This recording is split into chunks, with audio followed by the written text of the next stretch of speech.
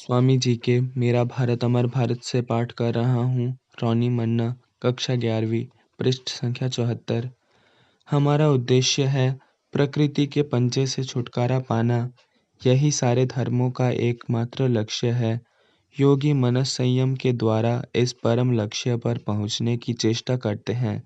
जब तक हम प्रकृति के हाथ से अपना उद्धार नहीं कर लेते, तब तक हम गुलाम हैं।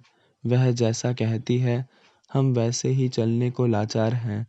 योगी दावा करते हैं कि मन को वशीभूत कर लेने वाला पदार्थों को भी वशीभूत कर लेता है। आंतरिक प्रकृति बाह्य प्रकृति की अपेक्षा कहीं उच्चतर है और इस पर अधिकार प्राप्त करना बहुत कठिन है। इसीलिए जो आंतरिक प्रकृति को वशीभूत कर सकता है, सारा जगत उनके वशीभूत हो जाता है, उनका दास हो जाता है।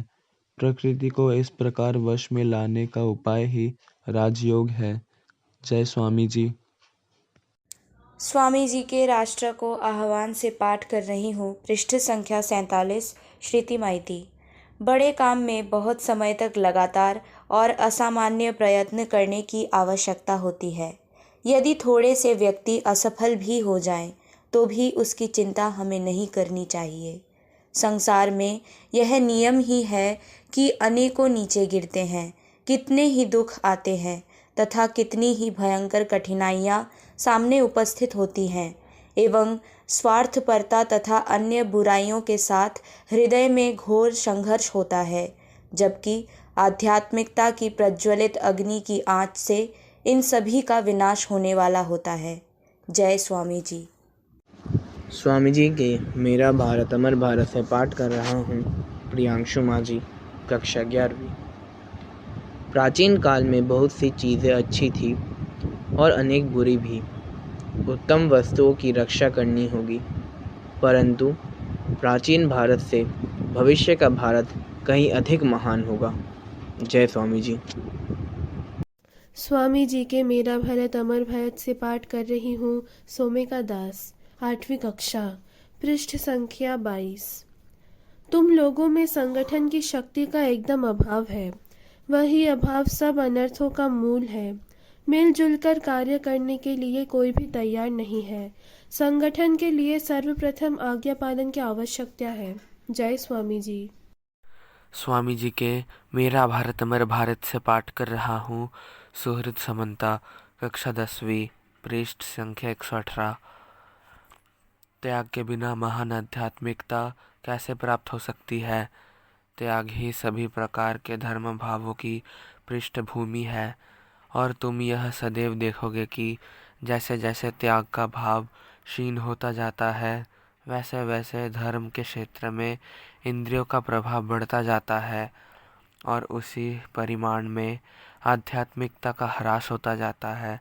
जय स्वामी जी। स्वामी जी के मेरा भारत अमर भारत से पाठ कर रही हूँ। रीमी मल्लिक, कक्षा 5वीं, पृष्ठ संख्या 65। पुरुष तथा नारी दोनों ही आवश्यक है।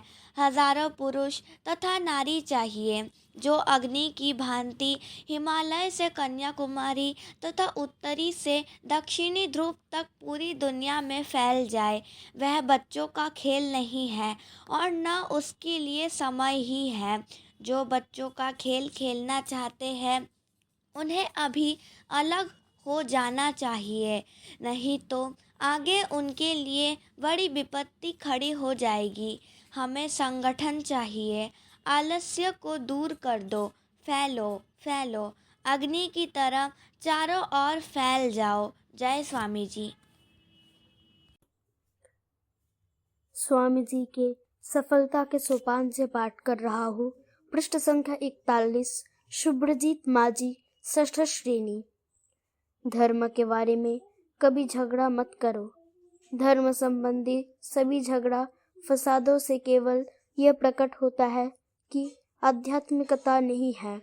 धार्मिक झगड़े सदा खोखली बातों के लिए होते हैं।